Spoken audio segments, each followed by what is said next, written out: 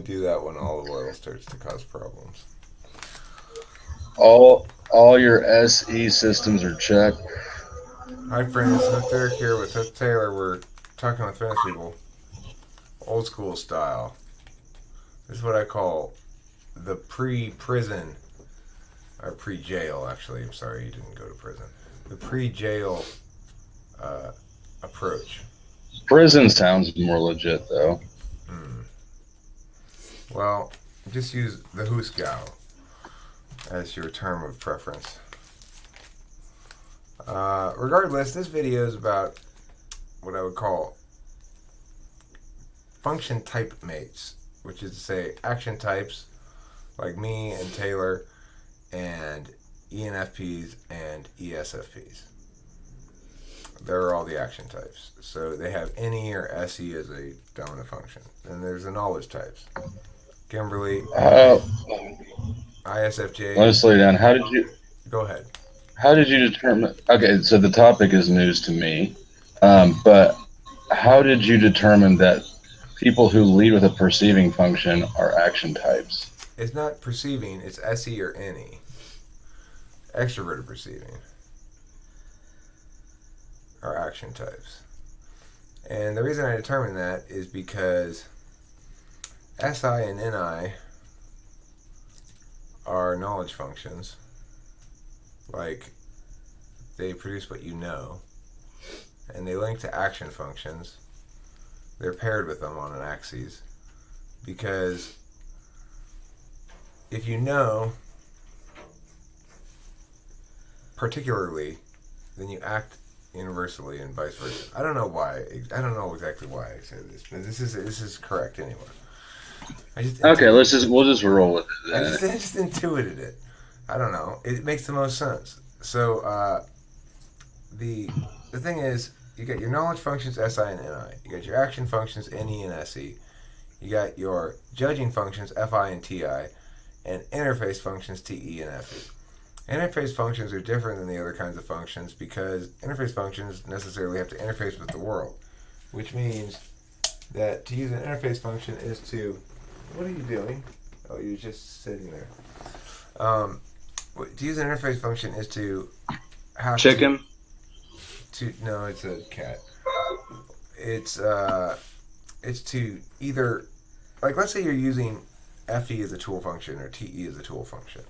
In that case, you're approaching every problem in the world first and foremost by either trying to solve it yourself or trying to figure out how to get other people to help you solve it. And that's basically the nature of the interface functions. It's either a do something, check, adjust kind of thing with TE, or the equivalent with FE. Again, impact the social sphere by, Eric, I have a problem, or whatever, and then move forward from there. Check and receive, check, receive, put, get, and receive. So if you think of all the functions are put, get, and receive, action functions are put, knowledge functions are receive, and judging functions are get.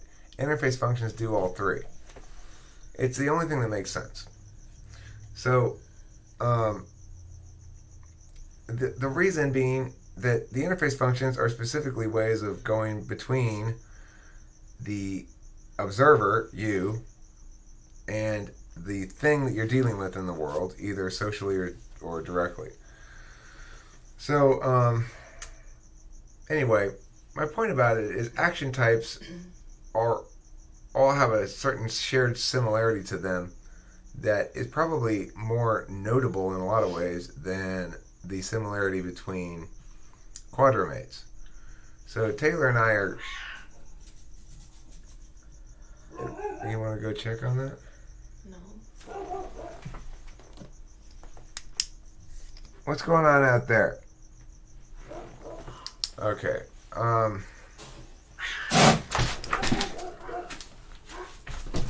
What's going on?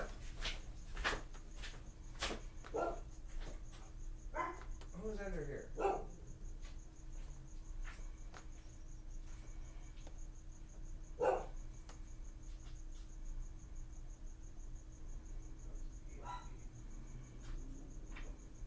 It's just the P and the T. Okay. So, yeah, like Taylor and I, at the moment, we don't seem very similar because I'm talking mostly and he's not. But look, he got up too just a second ago, just like I just got up. And he's the one who suggested we made a video. In a lot of contexts, people would say, well, we're both super extroverted. And the same with ESFP. You might say, Eric, you talk too much, and so do ESFPs. And so do ENFPs, maybe, although they're probably more socially graceful. And so do ESTPs, maybe. Depending on the context, right? At least you'll say, those are the types that you're going to go like, they're impulsive, they're hyper, they're whatever. So, what are your thoughts about similarities between action types versus similarities between quadrimates?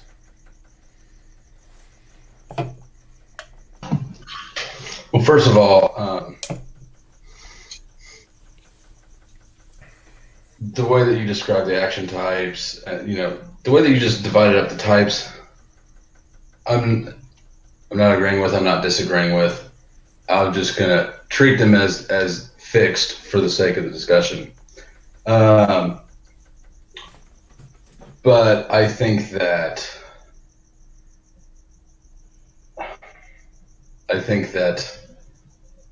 you and I certainly share more.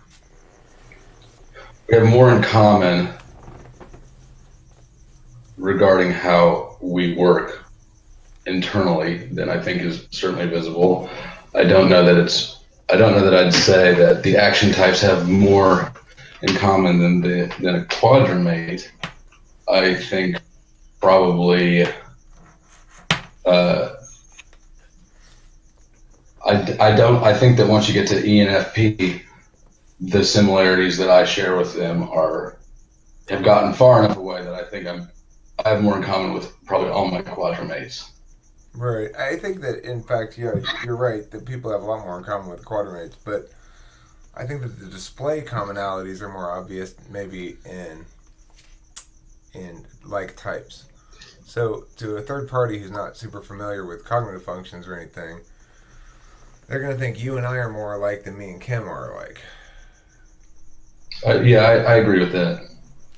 Um, At first glance, I do think that I'd appear more similar to all of your action types than I would to, say, an INFJ or right. Of course, that might be just an ENFJ. introvert extrovert thing we're talking about there. But see, that's the thing. Action types are all extroverts. The knowledge types are all introverts, and the judging But types it's are all all. EPs, right? So you're doing EPs versus similar functions. All EPs, I think, will have that same sort of fast Right. first presentation. And if you think about Fast, SI loud. and SI and NI DOMs are both very careful because they know first. So if you think about it, we sort of act and judge in tandem. Um, but a knowledge person, they know and interface in tandem.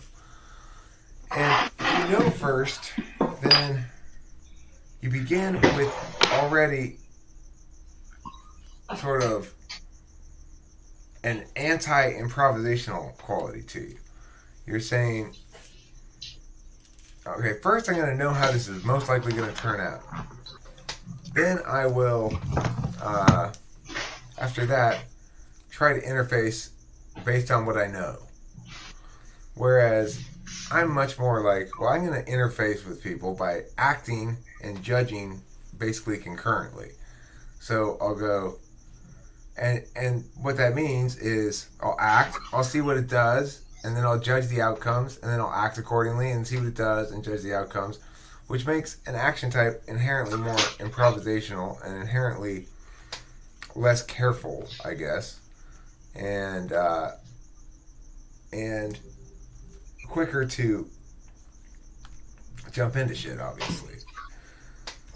I think less careful is a poor way of understanding that. I know that, I mean, certainly it's less pre-planned or, You're right. It is a poor way. thought It's ahead a of poor time. way of saying it. But It's for me, impulsive. I intentionally, I realized when I was like 20, I need to improvise things. If I plan something, it doesn't go well. If I Right. improvise, it goes much better. Like Kim views the stuff like she just said that we're talking about as what do you call it? Careless or Impulsive. compulsive? Impulsive. Impulsive. I am sometimes impulsive in the sense that the improvisational approach results in some mistakes. I'm much more trial and error, right? So for Kim wants a world in which you basically eliminate error by not trying shit out until you know first. Like, That would be such a boring world you know, without risk. well, it'll be a very low achieving world for either you or me. If we were to try to do things that way, to know ahead of time how it's going to play out exactly, a certain amount of pre thinking is good. If depends on how you're thinking about it, but basically, when I think about how a situation plays out, I know that well, they could say this kind of thing or this kind of thing or this kind of thing, and I've got answers to all those. I don't think I try to think of things they might surprise me with, and then if I feel like I have an answer to everything, then I don't worry about how it actually is going to play out because, like I like I honestly when I went in and talked to the people at Pomona, I didn't expect to leave there with any money or anything. I expected to finally somebody listen to my story, you know, and and that was because I just thought about how I could win all the arguments or what they might try to throw at me if they were opposing me. It never occurred to me to think about what they would actually do. It was just like, well, what could they argue? And I felt like I had all the arguments won, so um, I didn't think about the planning or something. I mean, I just didn't think about what was actually going to happen. That wasn't an issue, or it just didn't even occur to me what Which, was going to happen. which is such a complete contrast. I mean, your whole perspective of treating arguments as the deciding factor, the ultimate trump, is so bass backwards from how I would approach things or what I would view as the priority or the ultimate, the final say. It's not about the argument, it's about leverage. It's half pressure and it's half seduction. Well, I mean, having argumentation is what gives me leverage. So, Maybe, assuming that you guys start with relatively equal power positions. But I promise you, I can have the best argument in the world as to why the jailer should let me out, and I'm not going anywhere. right, but presumably, if you'd had the best argument in time, you wouldn't be in jail. Um, the argument only matters to the extent that somebody can't ignore it and say "fuck you" anyways. Well, that's true.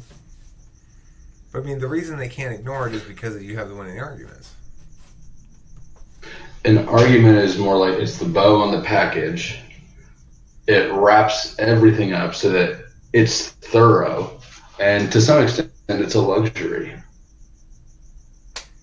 I feel If similar. we can, if we I can, feel if we similarly can about that resolve scene. things by arguing them out, that means we both are in a pretty cushy position as far as our equal power, standings of power, and neither one of us stands to lose enough in this situation that we would want to deviate from good above board discursive. No, well, I mean, that's the thing. Having all the right arguments means having the capacity to make the other guy lose enough that they are going to adjust accordingly. Well, no, that's about power. That has nothing to do with the argument. I'm sure there are a bunch of really good arguments during like the Salem witch trials. Uh, Well, somebody didn't come in and you make know, them shamingly enough. The thing is, Taylor, the only way to shut me down, as far as that stuff goes, if I am right, is to is to. I mean, you either have to resort to physical violence, or which is an option. or I mean, that's never not an option, really. I mean, whatever. Violence is probably the best argument. For as long as you're only framing it in this 15-minute period. That's all you need. Well,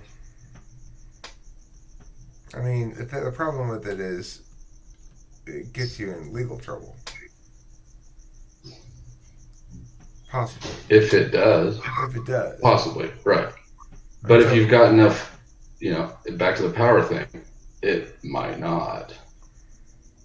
Right, well. I mean, So if again, anybody's going to get away with it, normally, it's a cop. I don't think you would have gotten away with it, even if I didn't have it on film. I don't think you would have gotten away with it. Why?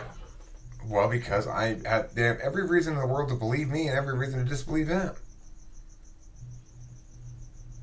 Why? I mean, I could go down a whole bunch of arguments I would have made had I not had it on film. If you didn't have it in film, you're just another loudmouth citizen. No, you could line up. You could pick 3/4 of the population randomly, okay, and not any of them could be as effective a loudmouth as me. But ultimately, it's still the same species. Not really. Loudmouth making claims without proof. I guarantee the Pomona Police Department is ready to handle people making claims against officers.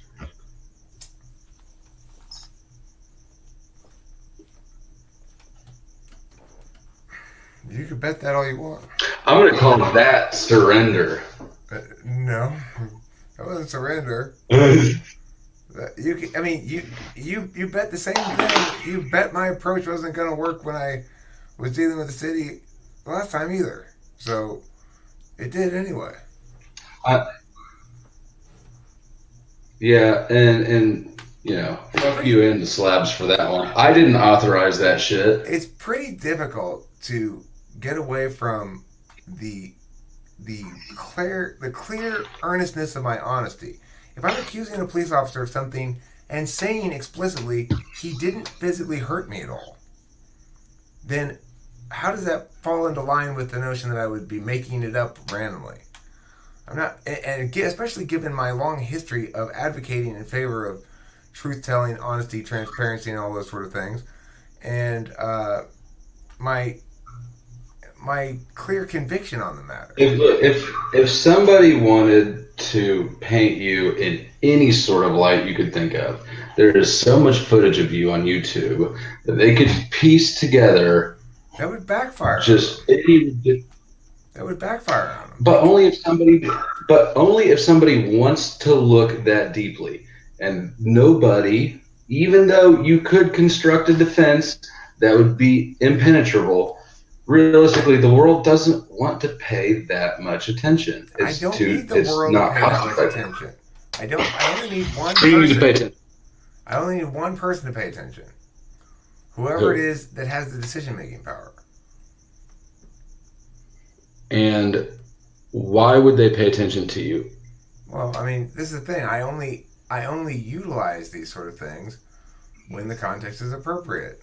I wouldn't bother if it were. So then you're putting an absurd amount of faith in their decency. No. Look, the No. thing is,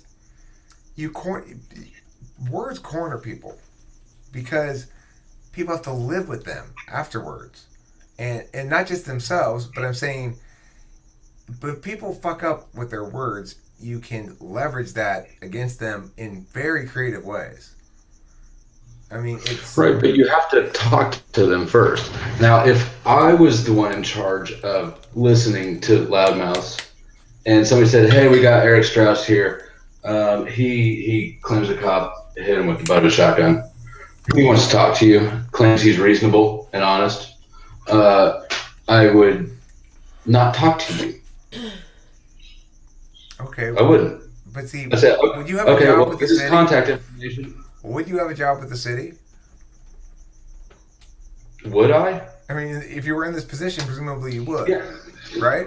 I mean, your responsibility to the city would be to minimize damages. So that would actually be doing your job by not engaging you in a. Except that's what I was trying to do when I was saying, let's get his qualified immunity quashed so he and not the city is responsible for monies.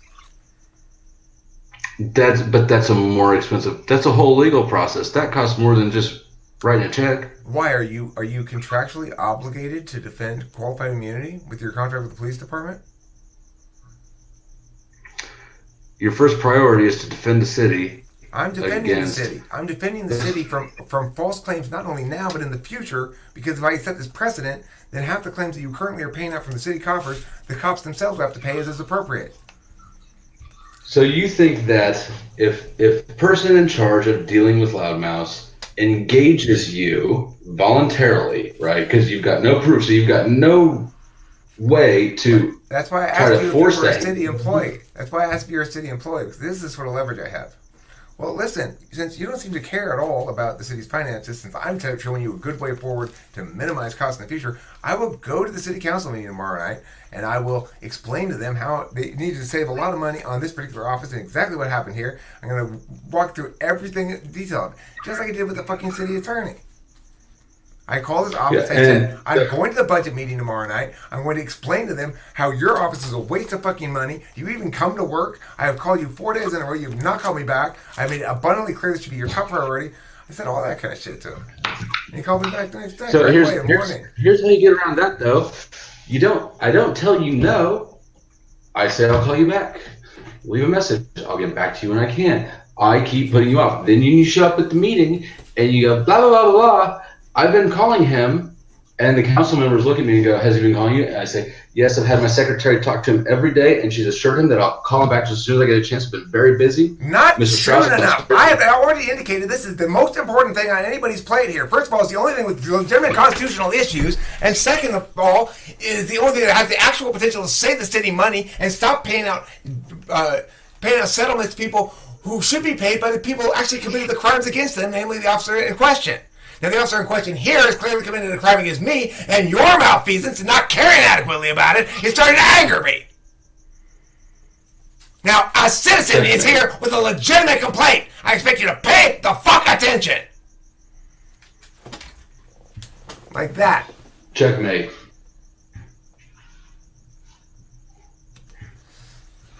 Of course I gotta say that. And I guess this is where we just disagree because we can't actually know how. No, you don't seem to understand, sir. I am here on the citizen's business, and you serve at our pleasure. Not only that, but you serve in an illegal and unethical way if you do not concern yourself with the finances of the city. This is factual information. You can stop right now with your lies, sir. And I will be back here at every city council meeting to repeat these sentiments until this matter gets addressed appropriately. Like that. Yeah, they won't ban you. They won't ban you. They won't what? They won't ban you from the city commission meetings. They can't. They'll listen to that. They can't. They. Yeah, they do. They have If you do shit like they can. No, they can't unless I have a pattern of disruption or something. I can go there and hold up a sign during the whole goddamn thing. It's my First Amendment right. I'd love to see them try to even begin to step across. Now they've doubled down. Pretty soon it'll become way too difficult to deal with. Just give the guy whatever he wants. Because every little thing they do, they're doubling down. You are again doubling down, saying a pattern of malfeasance that establishes a violation of RICO statutes, for God's sake. This city council is corrupt and is going down if they do not turn their fucking asses around right now. Like that. Okay, I don't know how it works in California, but from my experience, having been on municipal boards and committees and been in city commission meetings where, on behalf, I mean, the thing is, I'm going to make the person look. I'm going to make the city council members who are not on board with at least listening to me, I'm going to make them look absolutely incompetent, unethical, and everything in the book I can throw at them, okay? And it's going to be a weekly, daily thing until I get my thing dealt with, and for as long as I can sustain it. The problem is, Taylor, I'm going to keep throwing accusations at him. I'm going to keep throwing accusations at him. You lose the high ground. It doesn't mean you're wrong. It means that you just lost your standing to interact like an adult. Oh, well. I would never have talked to you. Listen. Never. Okay, here's the thing. If I were actually in a city council meeting, listen, Taylor, if I were actually in a city council meeting, I probably wouldn't curse at all. So I would leave the cursing out. But I would definitely I'd be stern. I'd say, listen, this is a little bit more important than just sort of sweeping it under the rug, okay? You've got serious concerns here. I think most citizens here who are awake and aware of what's going on will equally have significant concerns. Certainly, I'm interested in talking to the Justice Department. Now, I know the Justice Department right now isn't going to be very cooperative with this, but that'll change. And corruption charges won't, I don't think the statute of limitations on those are very short. Now, I need to see some action here to demonstrate a pattern of good faith on your part. Do you, as the city, care that your police department is abusing people? Because I haven't even begun to talk about the actual incident I was there watching. Forget about me for a second. Let's talk about the guy who was tased well beyond any measure of cause, and that's a serious problem. Now, here I am telling you that wasn't the full extent of the problem. You also have officers who think that it's a good idea to silence citizens in the commission of their First Amendment rights with the butt of a gun. I understand the argument. We've had this discussion before. But the thing is you're threatening people. I'm not threatening anybody. If you threaten the Justice Department and to do this and that, it's not like a violent threat, but it's a threat. It's an appropriate response to malfeasance. If they're not doing what I want and I'm right, then they're guilty of malfeasance. I'm not putting up with it. If you threaten people, but your ability to enforce the threat is dependent upon their good faith cooperation and above board dealings, you're asking for a lot. No, I'm not. I'm just pointing out that, look, for them, I'm going to threaten you, but my threat is dependent upon you being fair. Taylor, this is the way it works, is you set up so many pitfalls, right, all around you. You set up potential areas that are not what you want, where they could trod, and set up that if you were to do this, it would be that. If you were to do this, it would be that. If you were to do this, it would be that. So I know you're not any of those bad things. But why play the game at all? Well, I only do it if I'm right. Why would I, as a city councilman or whoever, play the game with you at all? I mean, I'm not playing a game. I'm actually. Why would I engage you? But the problem is, because we actually do live in a representative democracy, I actually am a citizen. Okay. And everything I'm saying is actually a shared American value, hopefully. So it's dependent upon the ethics and good faith behavior of the person that you're threatening. No, it's dependent upon the person that I'm threatening wishing to be perceived as having ethics and having good faith. It's dependent on that. Either them actually having it or wishing to have it. One of those two things. Either of those will work. Now, if they neither have it nor wish to have it and don't care how they're perceived at all, then at that point they're just a criminal thug or something. I don't know. But look, you realize that there's a lot of those. Okay, well, I mean, what are you trying to convince me of? That my way doesn't work? It's worked for me my whole life. And that's a whole separate quagmire of what the fuck is going on here. But Um, I mean, yeah. I'm saying that I think that it worked because you had the video. The video is what made it work. The video is Oh, what made that's it right. work. I said that even if I had another video, I still would have gotten something. I still would have, because the And bottom I line is, don't. who's the more believable witness? That's the bottom line. And the fact is, I'm more believable. Eric, the yelling debate coach or the cop? No, I'm more believable for sure, because I'm obviously passionate Yeah. about issues such as perjury, about justice, about truth. I'm a deontologist. I'm a principalist. Yeah, that shit can't be faked. But I'm Nobody not can fake faking it. it. Taylor, Yeah, listen. The fact that something can be faked is not a reason to deny the power of truth.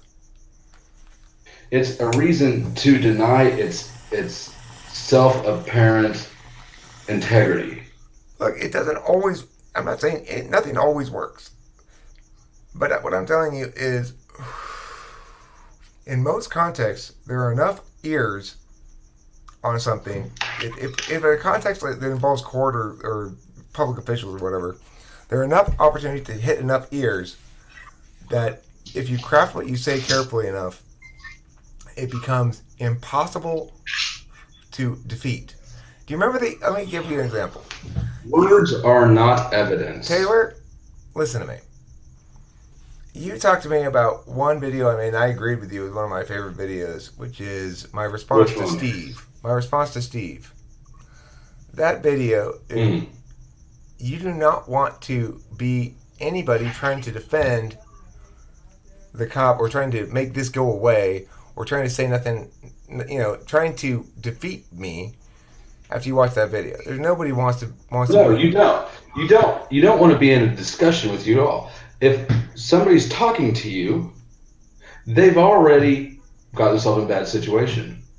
Right. So that's why, that's why it worked the way it did for me and with Pomona, is because I had. But it was also they were particularly ready to meet with you because regardless of your arguments, which I'll admit, in context they were there. I mean, they couldn't deny. They can deny your claim. They can't deny that video. Right. Well, that's true. They could deny the claim. But what I'm saying is, and granted, if I had no evidence at all, none except my word, and no video, no eyewitness that would support what I said, no, whatever, assuming the cop denied it happened, I mean, presumably they'd ask him. You think he'd just lie and say it didn't happen? Mm-hmm. I mean, see, that would outrage me. I mean, do you realize who you're asking? Yeah, I know. I've got a lot of first-hand experience in cops lying. It happened to me more times than not. Well,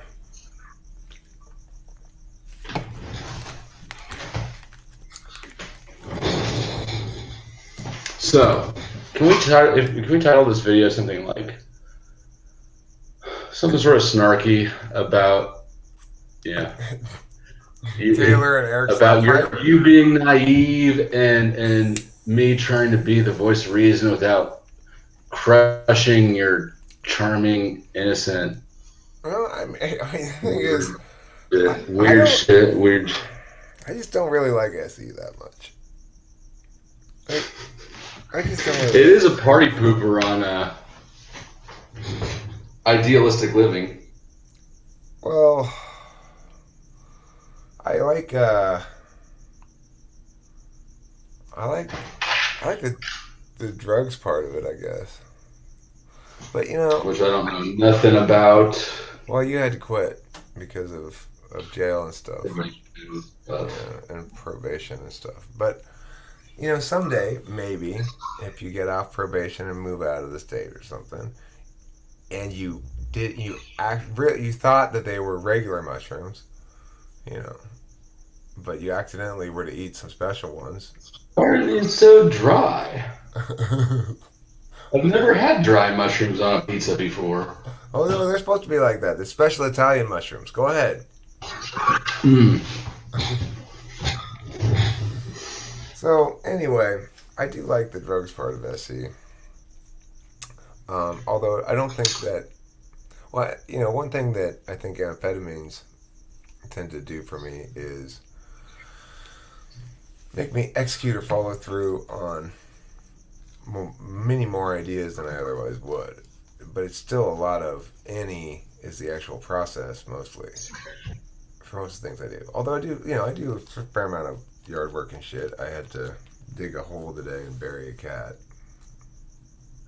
How big was that hole? It was about 3 feet deep. It's supposed to be 6 feet, but it's hard to dig a 6 feet deep hole.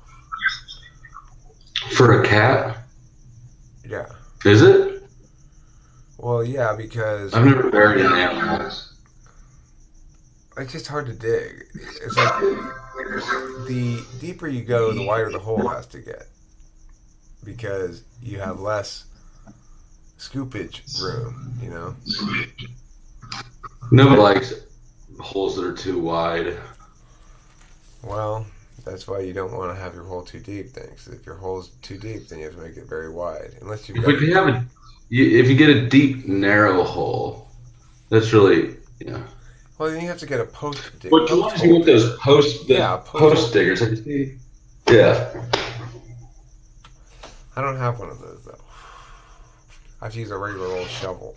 It seems like something you would have. Yeah, it does seem like something I would have, but I don't. You know what else I don't have? A grinder. I really want one. I want one of those two stone disc grinder things. I know what you're talking about.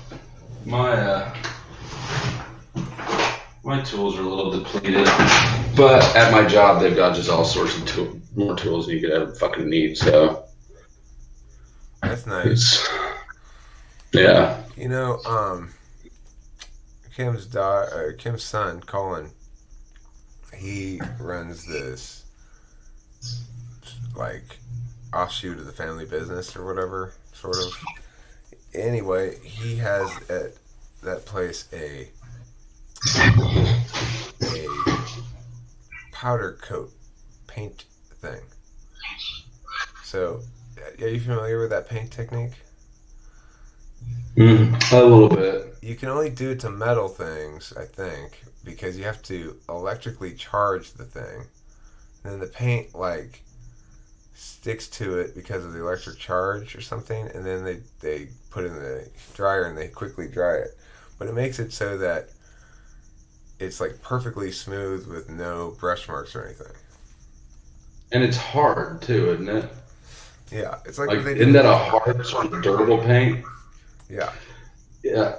I think they do a similar process to gun parts a lot to get the coated, if you want different patterns. Yeah. Kim wants to maybe get her rims for the Mini powder coated black because she wanted black rims, but it would cost another $1,000 to go with black rims. So powder coated that much? Yeah, it's weird how much they are rims. Black rims for Fuck that. Black rims for a Mini, it's $1,000.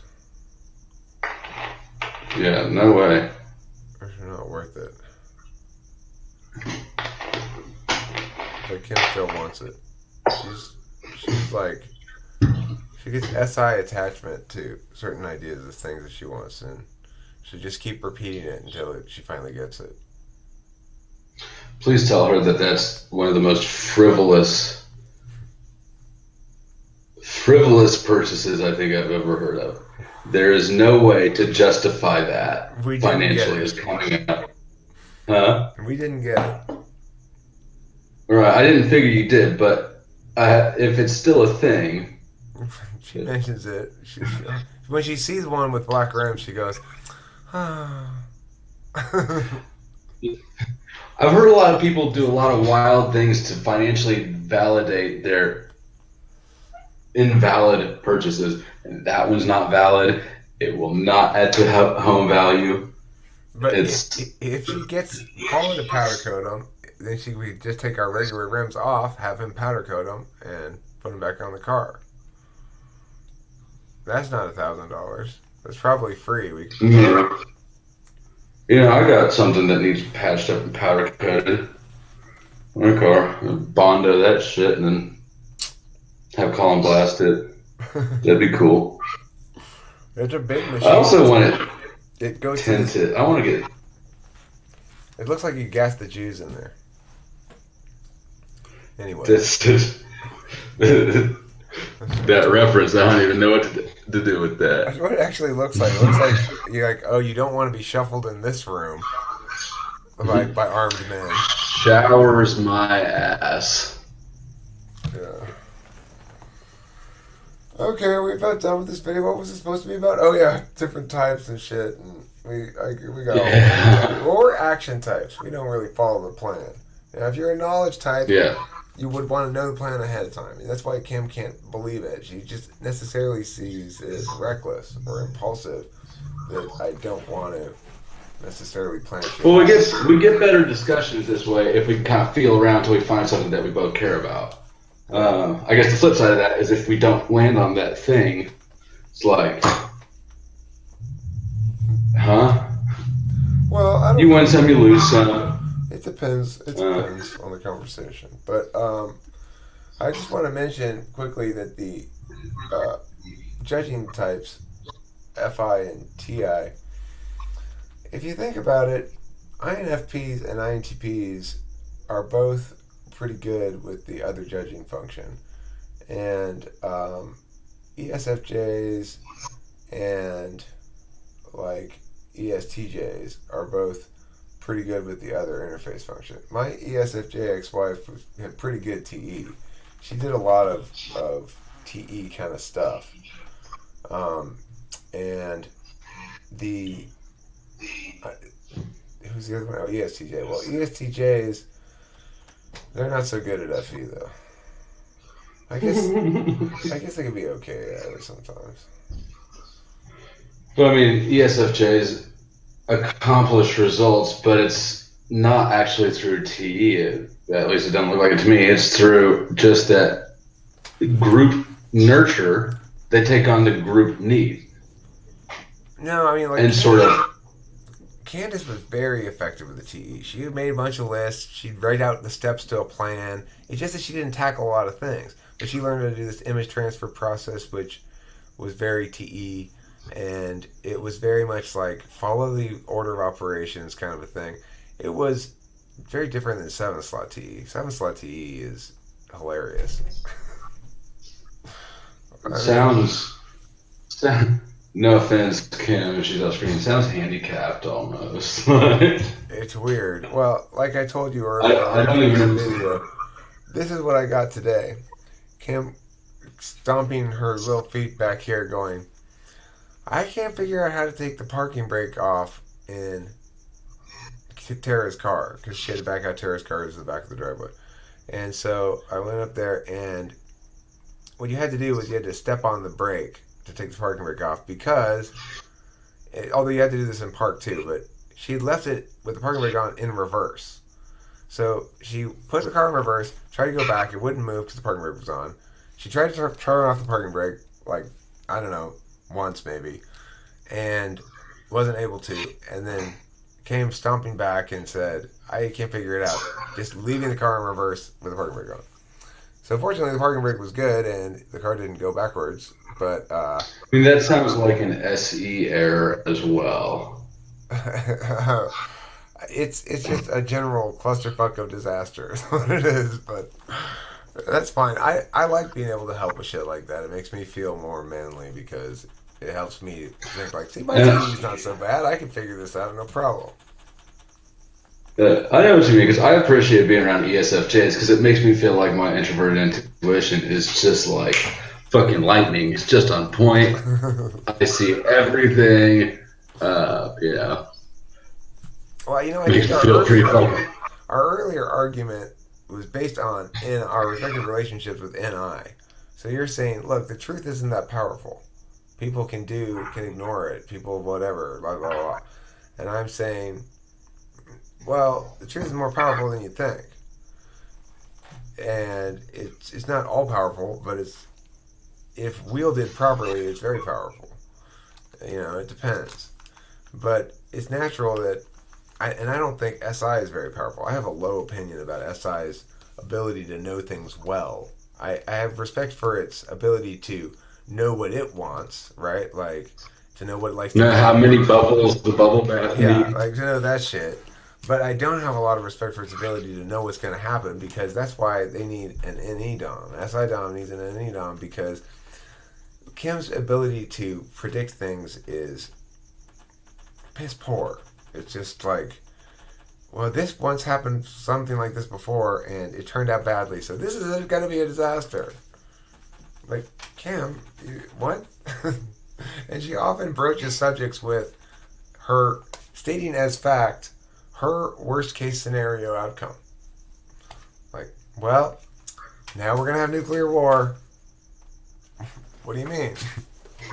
Well, this happened, and that's going to anger those people, and therefore nuclear war.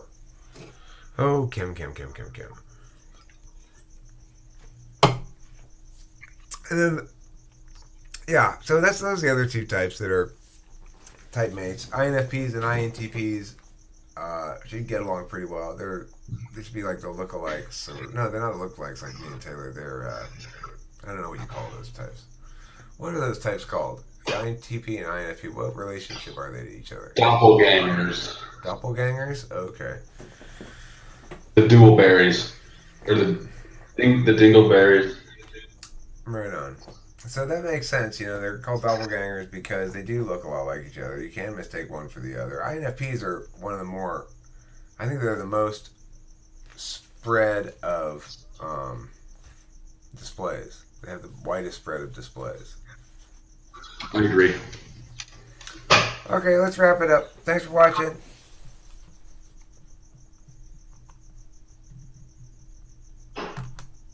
Don't forget to eat plenty of cheese.